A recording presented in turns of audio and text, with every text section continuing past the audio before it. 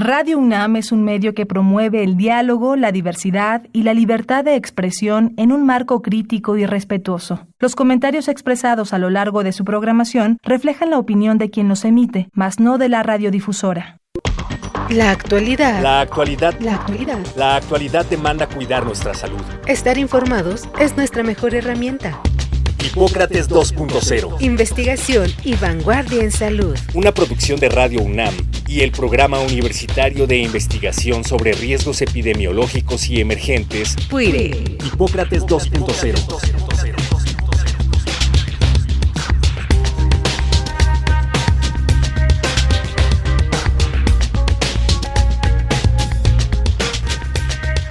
Hola, ¿qué tal? Bienvenidos a Hipócrates 2.0. Yo soy Mauricio Rodríguez, los saludo con muchísimo gusto como cada semana. Qué bueno que nos están sintonizando una vez más aquí en Radio Universidad. Esta semana se lleva a cabo una, no sé si celebración, conmemoración o se dedica toda la semana a hacer actividades para promover la vacunación. Es la 22 semana de vacunación en las Américas. Desde hace 22 años la Organización Panamericana de la Salud promueve esto, y desde hace 13 años la Organización Mundial de la Salud promueve lo que se llama la Semana Mundial de Inmunización. Este año el lema de la campaña es Actúa ahora para proteger tu futuro, #vacúnate, y pues precisamente queríamos hablar sobre este importantísimo tema que es la vacunación, la protección, la prevención de enfermedades infecciosas y de algunos tipos de cánceres derivados de ellas. Y para eso invitamos a la doctora Irene Córdoba. Vamos a escuchar su cápsula curricular y regresamos para iniciar la conversación.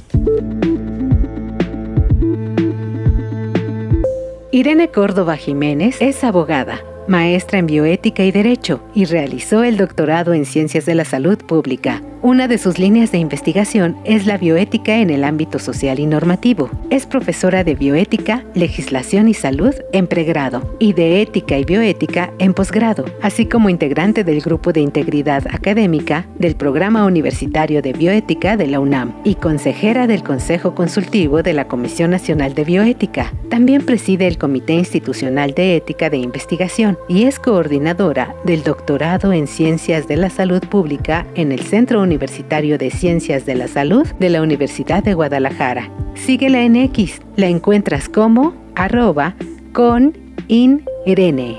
También búscanos en nuestras redes sociales, @UNAMPUIRE en X y @Radio UNAM en Facebook.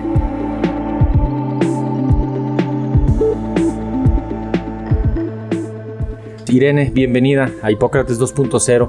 Muchísimas gracias por aceptar la invitación y por estar dispuesta a platicar de este espinosísimo tema de las vacunas desde la perspectiva como más jurídica, antropológica. Bienvenida, Irene. Hola, Mauricio, ¿cómo estás?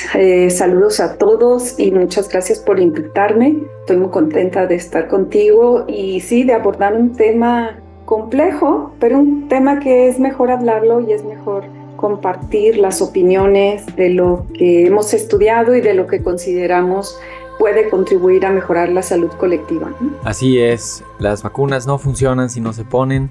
Pues sí vale la pena reflexionar hasta qué punto el derecho individual a no vacunarse choca con esta responsabilidad colectiva que tenemos de proteger la salud pública, ¿no? Creo que la parte importante de esta pregunta es cuál es el límite de un derecho. Y esto es importante porque me parece que en el discurso público hay una idea de que la libertad, esto pues asociado a la autonomía de las personas, es probablemente el derecho más importante de todos que hay que defender a costa de lo que sea, ¿no? La verdad es que bajo la lógica de los derechos humanos, de las teorías y de los estudios que existen sobre derechos humanos, debemos entender que todos los derechos son igualmente importantes. Todos los derechos que tenemos identificados y que han sido motivo de plasmar convenios, declaraciones, legislaciones, implica que todos los derechos son algo que se le conoce como prima facie, es decir, todos son igualmente importantes e igualmente defendibles, ninguno está por encima del otro. El derecho a la libertad es uno de estos derechos que tiene límites. Los límites generalmente son establecidos en función de los otros derechos que aparecen en un momento determinado. Este es un ejemplo claro de lo que se conoce como colisión de derechos. Sí, la existencia de un derecho importantísimo, que es el derecho a la libertad, al derecho que se manifiesta en este momento de rechazar una medida de salud, frente a lo que se puede identificar como un derecho a la protección de la salud, que solamente se puede alcanzar cuando hay acciones de carácter colectivo. Es decir, cuando un determinado porcentaje de la población accede a vacunarse y entonces aparece lo que se identifica como una protección de grupo, la famosa inmunidad de rebaño, que también le conoce, ¿no? Y entonces esta confrontación de estos dos derechos, bueno, ahí está, hay que describirla, hay que expresar cómo se presenta, hay que reconocer cómo se presenta para poder hacer algo que se conoce en el derecho como ponderación. ¿Qué debe prevalecer en este conflicto de derechos? No vamos a desaparecerlo, pero la autoridad o el Estado debe de ponderar estos dos derechos para establecer qué argumentos y qué elementos de prueba y científicos se encuentran detrás para poder establecer que en esta situación específica uno de ellos debe de prevalecer, ¿no? Digamos que de manera personal deberíamos estar conscientes de que en este dilema representado entre o hago lo que personalmente me parece que es lo mejor para mí y para mi familia, o cedo un poco ante la necesidad social. Y de manera jurídica, digamos, ¿qué le corresponde al Estado frente a ese dilema? Bueno, también sería la misma ponderación. El argumento racional es el que tiene que ayudarnos a tomar la mejor decisión. Lo que hemos estudiado constantemente creo que nos ha llevado a la conclusión es mejor y lo correcto sería, dado el mecanismo de las vacunas, protegernos socialmente antes que privilegiar la decisión individual, ¿no? Sí, que ahí choca y seguro habrá quien diga, pues es que es mi decisión individual, etcétera, etcétera. Yo pensaría así, a ver, si todos somos adultos y todos elegimos y tal, está bien, pero ¿qué hay con los menores? Hay unos menores que sus papás, sus mamás eligen negarles el beneficio de la protección de las vacunas por alguna razón que ellos consideran que es más grande que el beneficio de las vacunas. O sea, ellos dicen, le va a hacer daño la vacuna, no la necesita y no vacunan como debe de ser a los menores. ¿Quién defiende ese derecho del menor a ser protegido sobre esa decisión de sus padres? O de plano no hay cómo defenderlo porque son sus padres y ellos deciden. Mira, la Constitución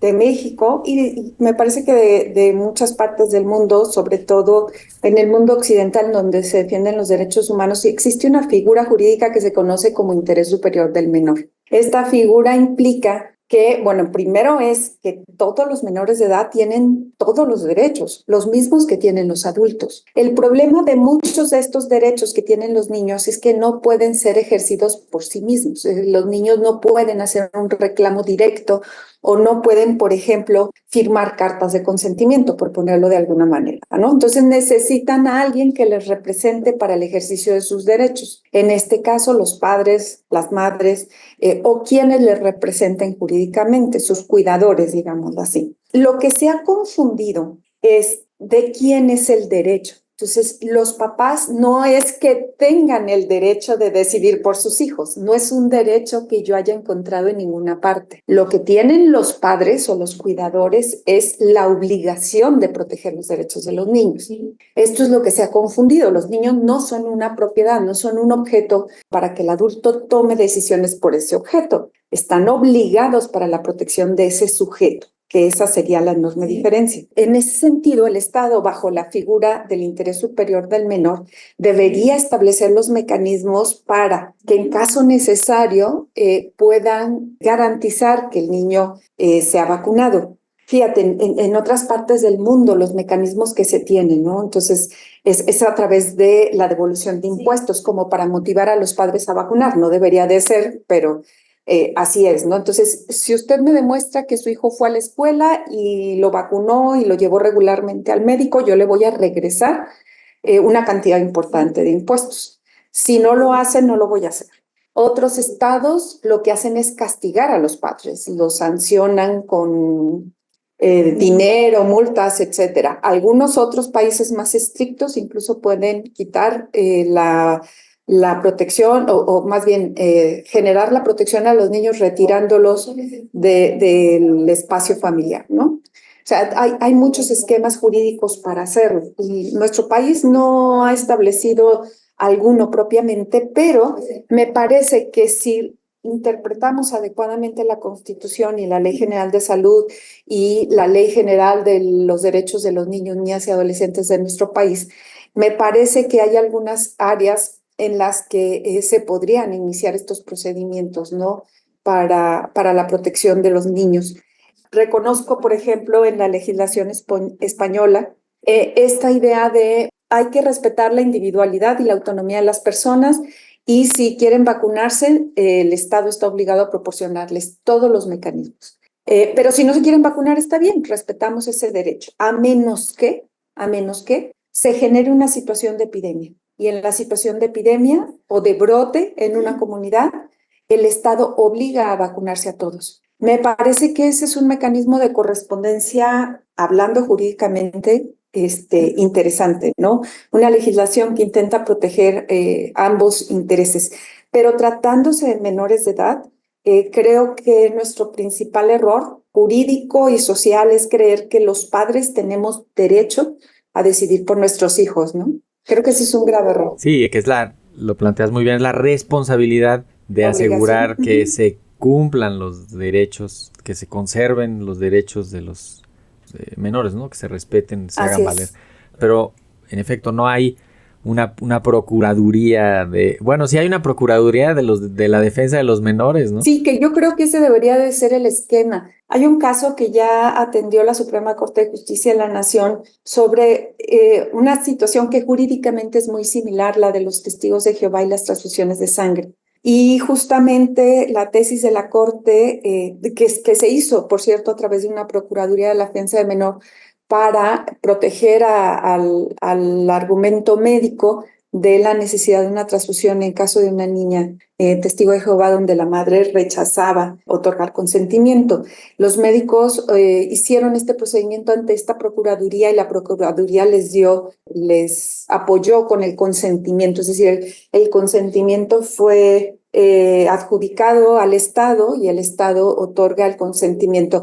A mí me parece que ese es un procedimiento razonable. Ahora, no es un problema todavía tan grave en México, ¿no? Yo diría, se suma a otra serie de problemas que provocan bajas coberturas de vacunación. Que no hay acceso a las vacunas, que no se surtieron, que no se compraron a tiempo, que no se aplicaron a tiempo, que ese día no fue el que la ponía del centro de salud, que no las pagaron y se caducaron, alguien dejó abierto el refri, no las pidieron a tiempo, cualquier cosa, ¿no? Y eso provoca que no se puedan aplicar de entrada todas las vacunas que se tenían que aplicar, pero además las elecciones de algunas personas, pues tenemos ahí el problema, ¿no? Fíjate que habría que distinguir con mucha claridad los fenómenos de la no vacunación, ¿no? Aquellos que son atribuibles al Estado por cualquier razón. Y llama la atención ver, por ejemplo, cómo se vio afectada las tasas de vacunación en México durante la pandemia, aunque creo que no solamente en México, en muchas partes del mundo, pero durante la pandemia, en realidad, nuestras tasas de vacunación, 2021 sobre todo, en el 2019 hubo una pequeña baja, pero después 2021 es preocupante, ¿no? No sabemos qué repercusión va a tener. De hecho, ya sabemos que justo al inicio de la pandemia hubo un rebrote de sarampión en la Ciudad de México, por algunos casos importados, ¿no? Y creo que en este momento nuevamente estamos en otro rebrote de sarampión, algo que no se había visto, ¿no? En España, en el 2015, un caso sorprendente de difteria que nunca supieron identificar.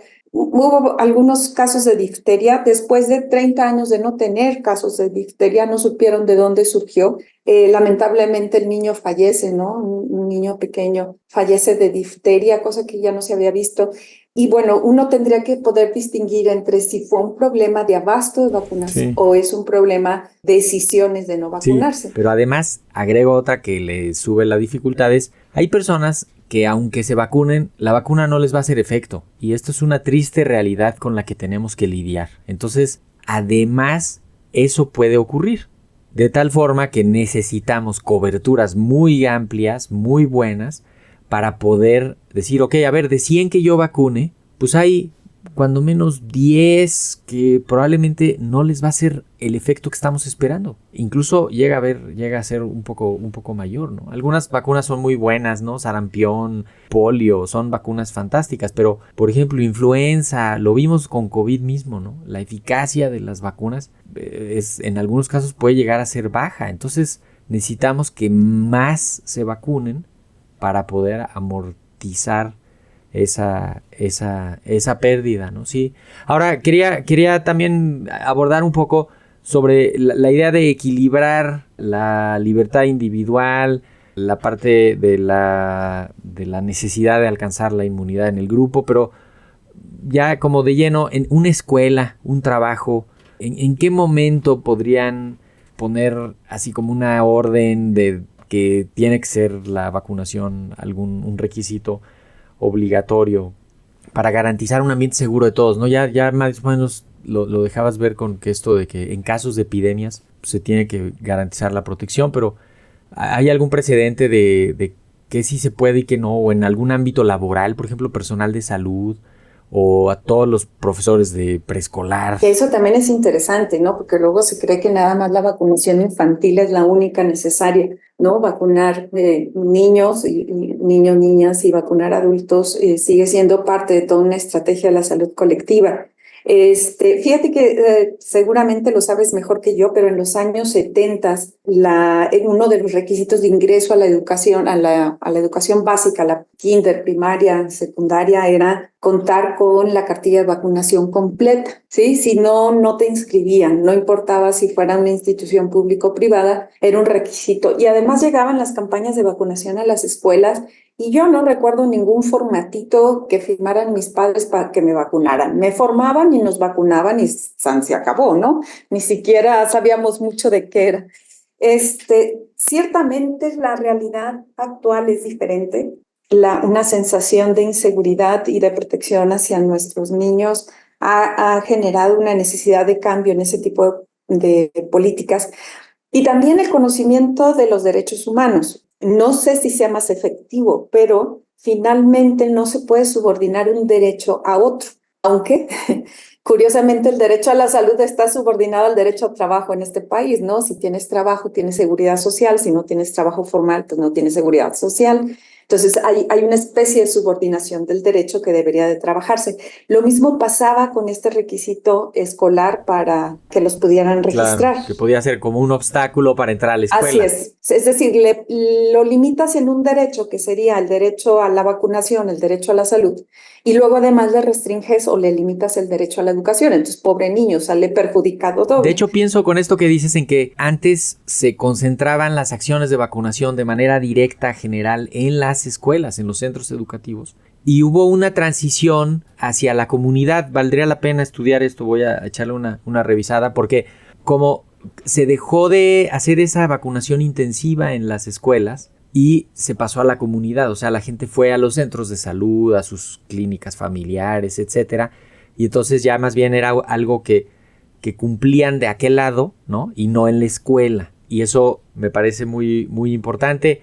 Nos falta todavía además hablar del impacto de rechazar la vacunación. Ya más o menos lo vimos en COVID, lo estamos viendo con sarampión. Sí, no sé. Bueno, a mí me parece que hay diferentes estrategias con las cuales podríamos volvernos a acercar a las tasas que teníamos hasta el año 2012, ¿no? Tasas del 99% aproximadamente estaban ahí en equilibrio, pero a mí me parece que hay, digamos, todas estas estrategias no deberían de ser exclusivas de las decisiones de no vacunarse, es decir, a mí me parece que no deberían de estar asociadas únicamente a pensar que esta baja en la tasa de vacunación se debe a las voluntades individuales, sino también a lo que hemos venido comentando de las estrategias. No sé si las escuelas sean la mejor estrategia, pero a mí me parece que en tanto es un público cautivo, sí deberíamos de voltear a las instituciones educativas para captar estos mejores tasas, Y ¿no? definitivamente la información en la comunidad, la información pública Sí.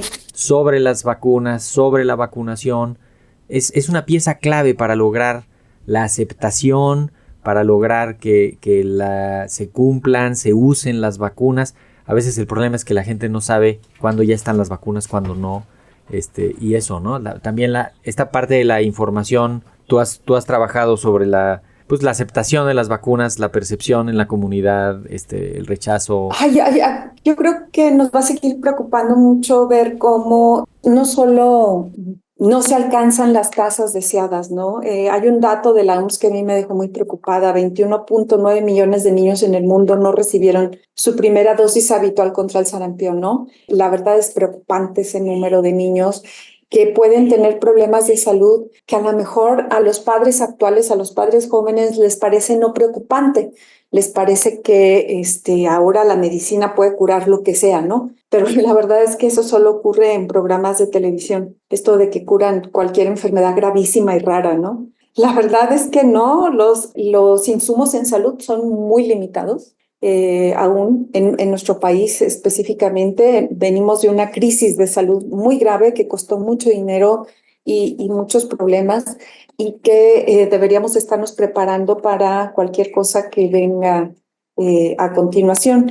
Y me parece que todos los padres, sí preocupados por sus hijos, pues estudian situaciones que puedan evitarles un problema a los papás, a los niños, perdón. Yo lo único que diría es, bueno, ojalá se den la oportunidad de revisar todo, a favor y en contra, y no única y exclusivamente a consumir aquella información que nos llega por redes sociales y a través de la inteligencia artificial o de todos estos predictores de los consumos, pues nos llega la información que se da cuenta el aparatito que estamos consumiendo, ¿no? Y entonces creo que retomen los casos de cómo ocurrían estas enfermedades, qué enorme beneficio nos han dado las vacunas versus los riesgos pequeños que presentan, los enormes beneficios que nos han dado a los padres, a los niños, pero a las comunidades, pero a los países, pero al mundo entero, ¿no? Y que tratemos de retomar algo que es indispensable en la vida cotidiana, que es la solidaridad. Me parece que sin la solidaridad, en el ánimo de apoyarnos todos, difícilmente vamos a salir de los problemas sociales, ¿no? Y la vacunación es el mejor ejemplo de un acto solidario. Es vacunarnos por nosotros, pero también por los demás. Quiero escuchar tu reflexión sobre esto, de pronto ver personal de salud que tiene formación, que es líder de opinión y que se expresa en contra de la vacunación o de las vacunas. O sea, lo vivimos con COVID, siendo la única vacuna disponible. Unos expertos en los medios públicos decían, no te la pongas porque no es buena, pero era la única vacuna que había disponible. Y unos diciendo, esta es buena, esta es mala, esta es la buena, pero es la que yo vendo en mi consultorio, coincidentemente, y esta es la rusa y esta es la china, y la gente desconfiando, y la desconfianza a tope, y la aceptación de las vacunas en algún momento no muy buena. Bueno, me parece que habría que observar en los estudios de cómo los profesionales de la salud son los principales actores de convencimiento o de consentimiento a favor o en contra de la vacuna. Y eso les confiere una responsabilidad social muy importante. Yo creo que al gobierno mismo, claro. Y entonces me parece que ahí hace falta reforzar acciones de salud pública, tanto para la formación de los médicos en materia, en cuestiones de carácter científico, en actualidades de la medicina, pero también en materia de derechos humanos. Es decir, una cosa es lo que tomes decisiones en lo personal y otra cosa es cómo lo transmitas a tus pacientes, porque ahí tienes una responsabilidad social distinta, ¿no? Donde tus intereses personales no deben de influir en lo que científicamente te corresponde como profesional de la salud. Y la otra es, habría que estudiar muy, muy puntualmente el por qué las personas pueden llegar a tomar decisiones tan temerarias, ¿no? Recuerdo mucho a una señora más o menos cercana, una mujer inteligente, estudiada, además, que dice, no nos vamos a vacunar, personas de la tercera edad, no nos vamos a vacunar porque fulanita de tal cercana a nosotros se vacunó y de todas maneras se murió por COVID. Sí, esto de generalizar. Sí, lo más terrible es que a la vuelta de los meses se muere el esposo que no se vacunó, se muere por COVID, se contagian todo, pero el argumento seguía siendo el mismo. No nos vamos a vacunar porque fulanita que se vacunó se murió, a pesar de que el marido murió por COVID. Sería muy interesante saber por qué siguen reforzando la decisión original sin observar lo que está pasando tan cercano a ellos, ¿no? Tenemos que cerrar, Irene. Vamos pensando una última reflexión y además también lo de pedir entonces comprobantes de vacunación, pasaportes de vacunas. Bueno, se puede, ¿no? Durante COVID, muchos estados nacionales, me refiero a países, implementaron estos esquemas, ¿no? Si no me das tu comprobante de vacunación, no puedes viajar. Si no me das tu comprobante de vacunación, no puedes trabajar, etcétera. Entendamos que era una pandemia y en caso de pandemia se pueden restringir los derechos de las personas por el beneficio público, beneficio social. Ahora que ya no estamos en pandemia, hay que ver cómo se comporta la vacunación, pero yo creo que sí tendríamos que pedirle a cada quien su responsabilidad, ¿no? Al Estado su responsabilidad de buenas normas y disponibilidad de vacunas, disponibilidades en buenas condiciones y mejores formas de distribuir la vacuna. A los profesionales de la salud, a todos los profesionales de la salud, tener precaución en sus comentarios, ser muy responsables para con ellos, al mismo tiempo que los científicos, ¿no? Tratar de retomar la confianza de la comunidad por cómo se conduzcan y se comporten. A los padres de familia, garantizarles que la mejor manera de querer a sus niños es protegerlos en la medida en que la ciencia ha demostrado un beneficio importante en las vacunas, ¿no? Y a todos como adultos, ¿no? Tratar de vacunarnos de todo aquello que es necesario, pensando sí en lo bien que me puede hacer, pero pensando en que si yo me vacuno estoy también contribuyendo a la salud de toda mi comunidad. Irene, este tema nos da como para hacer un seminario de un semestre, ¿verdad? ¿Verdad? Sí lo creo. Muchísimas gracias, Irene. No, muchas gracias, Mauricio. Esperemos que con esto la gente decida vacunarse y entienda Y si no, cuando menos, investigar mejor. Exacto, y tener más información para tomar mejores decisiones. Así es. Perfecto, pues esto fue todo por hoy. Muchísimas gracias, yo me despido, soy Mauricio Rodríguez. Quédense en sintonía de Radio UNAM, espero que nos acompañen la próxima semana. Muchas gracias por su atención. ¿Tienes sugerencias, dudas o comentarios? Escríbenos a través de las redes sociales, X y Facebook, @UNAMPuiré y @Radio UNAM. Hipócrates 2.0 es una producción de Radio UNAM y el Programa Universitario de Investigación sobre Riesgos Epidemiológicos y Emergentes, PUIRE. Coordinado por el Dr. Samuel Ponce de León. Te esperamos la próxima semana. Hipócrates 2.0. Radio UNAM. Experiencia sonora.